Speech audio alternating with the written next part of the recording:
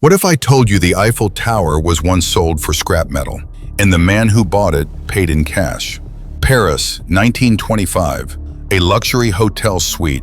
6 wealthy businessmen sit around a mahogany table.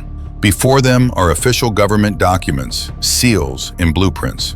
The man leading the meeting is charming, powerful, and authoritative. He claims to be the deputy director of the Ministry of Posts and Telegraphs. He tells them a dark state secret. The Eiffel Tower is rotting. The city cannot afford the maintenance. The government is secretly tearing it down.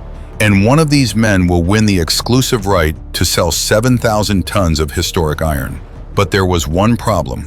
The man running the meeting didn't work for the government. His name was Victor Lustig. He was a master con artist, and he didn't own a single piece of the tower. Lustig had read a small newspaper article about the tower's financial struggles. That's all he needed. He forged flawless government letterheads. He rented the most expensive suite in Paris to look legitimate. But he needed to find the perfect victim. He chose André Poussin, a young, ambitious dealer desperate to make a name for himself. To seal the deal, Lustig did something incredibly risky. He asked Poussin for a massive bribe to guarantee his bid would win. Then everything changed. Instead of walking away, Poussin smiled. In his mind, corrupt officials meant the deal was real. Poussin handed over a briefcase stuffed with hundreds of thousands of francs. Lustig took the cash, boarded a train to Vienna, and vanished. Poussin waited for weeks, but the demolition permits never arrived. When he finally called the real ministry, their response froze his blood. "We aren't selling the Eiffel Tower." But the truth was worse.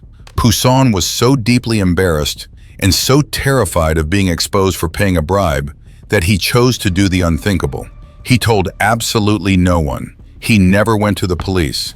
Lustig watched the newspapers from Austria, realizing he had committed the perfect crime. So he decided to do something completely insane. 6 months later, he returned to Paris to sell the Eiffel Tower a second time. But this time, a dealer grew suspicious and called the police.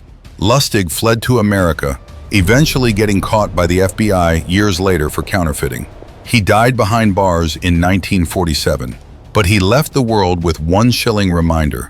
People will believe absolutely any lie as long as you make it look official.